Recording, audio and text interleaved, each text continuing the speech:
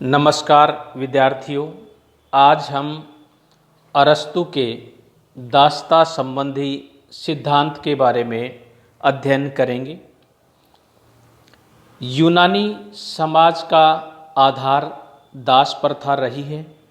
दास प्रथा की उपस्थिति यूनानी नगर राज्यों की एक प्रमुख विशेषता थी। व्यक्तिगत आधार पर यूनानी लोग अनेक दासों के स्वामी होते थे। इन दासों की सहायता से वे जीवन की मूलभूत आवश्यकताओं, भोजन, वस्त्र आदि को जुटाने का प्रयत्न करते थे एवं अवकाश के क्षण निकालकर अपने राजनीतिक एवं सांस्कृतिक जीवन के कर्तव्यों का निर्वाह करते थे।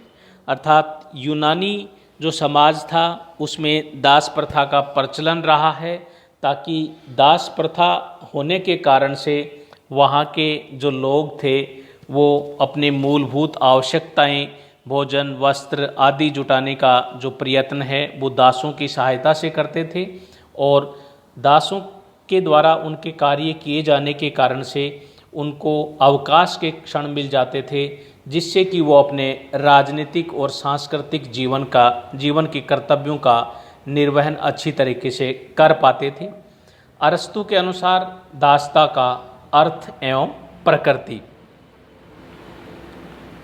दास प्रथा संबंधी अपने विश्लेषण में अरस्तु ने सर्वप्रथम दास के अर्थ को स्पष्ट किया है। उसने दास को पारिवारिक संपत्ति का एक भाग माना है। उसके अनुसार जो स्वभावतः अपना नहीं है लेकिन दूसरों का है, दास है। दूसरे शब्दों में कहा जा सकता है कि दास वह है जिनका स्वयं का कोई व्यक्तित्व नहीं होता और यहाँ तक कि जिसका अपना मस्तिष्क नहीं होता। अरस्तु द्वारा प्रतिपादित दासता के अर्थ से उसकी प्रकृति स्पष्ट होती है। दासता की प्रकृति स्पष्ट करते हुए अरस्तु 3 बातें बतलाता है। प्रथम, जो व्यक्ति अपने प्रकृति से स्वयं अपना नहीं है बल्कि दूसरों का है, फिर भी मनुष्य ही है, वह स्वभावतः दास है। दूसरा, वह व्यक्ति जो मनुष्य होते हुए भी संपत्ति की एक वस्तु है और दूसरों के अधीन रहता है, दास कहा जाता है। तृतीय, संपत्ति की वस्तु जो कार्य का उपकरण है और जिसे संपत्ति के स्वामी से पृथक किया जा सकता है, दास है। इस प्रकार से दासता के बारे में अरस्तु ने 3 कंसेप्ट दिए कि जो व्यक्ति अपना नहीं है प्रकृति से, वह तथा दूसरों का है फिर भी मनुष्य है, वह स्वभाव से दास है। तथा जो मनुष्य होते हुए भी संपत्ति की एक वस्तु है और दूसरों के अधीन रहता है, वो दास कहा जाता है। और संपत्ति की वस्तु जो कार्य का उपकरण है और जिसे संपत्ति के स्वामी से पृथक किया जा सकता है, वो दास है। इस प्रकार से दासता को अरस्तु के द्वारा स्पष्ट किया गया है। दासता का औचित्य।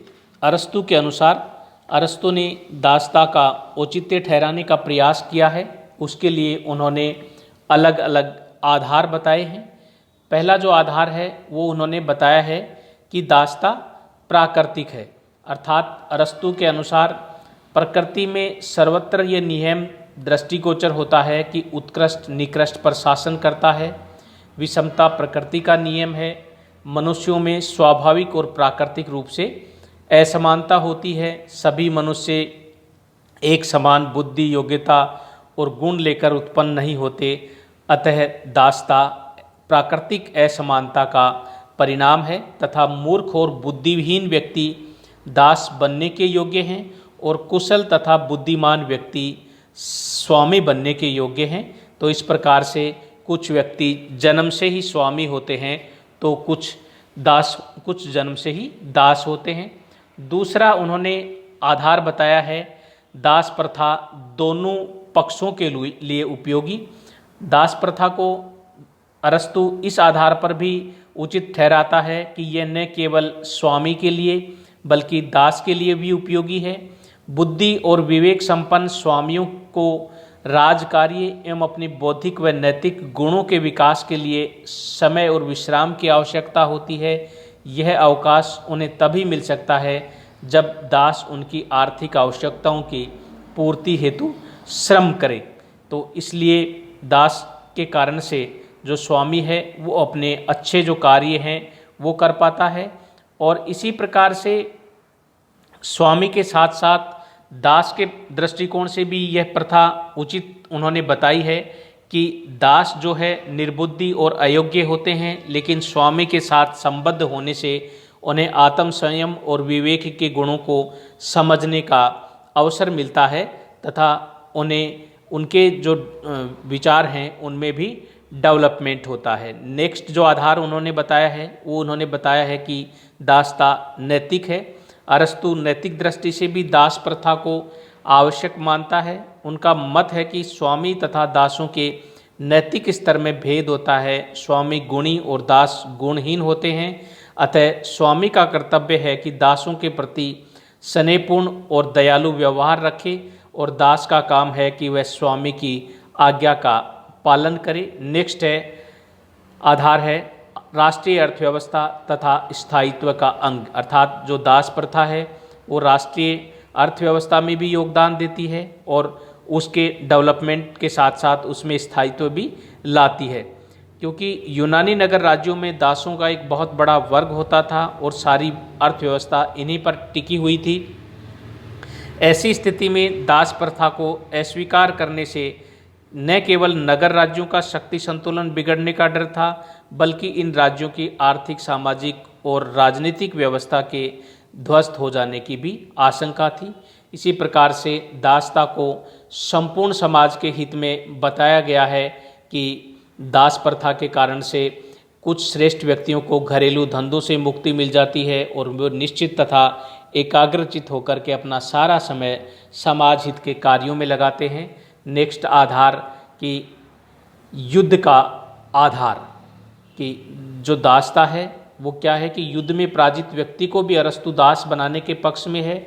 वह विजेता पर इस बात का निर्णय लेने के लिए छोड़ देता है कि वह पराजित व्यक्ति को दास बनाए या नहीं है। इसे अरस्तु वैधानिक दासता भी कहता है। तो इस तरीके से दासता का औचित्य भी अरस्तु ने सिद्ध किया है। दासता के प्रकार भी अरस्तु के द्वारा बताए गए हैं। एक पहला प्रकार है स्वाभाविक दासता और दूसरा प्रकार है वैधानिक दासता। कुछ व्यक्ति जो जन्म से ही मंदबुद्धि, अकुशल व अयोग्य होते हैं वे स्वाभाविक दास होते हैं। अरस्तु के शब्दों में कुछ मनुष्य स्वभाव से ही दास होते हैं। इसके अतिरिक्त युद्ध में किसी अन्य राज्य को पराजित कर लाए हुए बंदी भी दास बनाए जा सकते हैं। इस प्रकार की दासता वैधानिक दासता कहलाती है। परंतु यूनानी निवासी युद्ध में पराजित हो जाने के पश्चात भी दास नहीं बनाए जा सकते, क्योंकि प्रकृति की ओर से वे दासत्व के लिए नहीं स्वामित्व के लिए बनाए गए हैं। तो इस प्रकार से अरस्तु ने स्वाभाविक दासता और वैधानिक दासता दो प्रकार बताए हैं कि जो व्यक्ति जन्म से मंदबुद्धि, अकुशल, अयोग्य होते हैं वे स्वाभाविक दास होते हैं, तथा कुछ मनुष्य युद्ध में पराजित होकर के बंदी बना करके लिए जो दास बनाए लिए जाते हैं वो वैधानिक दास होते हैं। और इसमें भी उन्होंने ये कहा है कि यूनानी लोग यदि युद्ध में पराजित हो भी जाते हैं तो उनको दास नहीं बनाया जा सकता, क्योंकि वो स्वाभाविक रूप से ही स्वामित्व के लिए बनाए गए हैं, दास के लिए नहीं बनाए गए हैं। इस प्रकार से अरस्तु ने अपने दासता संबंधी विचार दिए हैं, उनका औचित्य भी बताया, औचित्य का आधार बताया है और इसके साथ साथ दासता के उन्होंने प्रकार भी बताए हैं। धन्यवाद।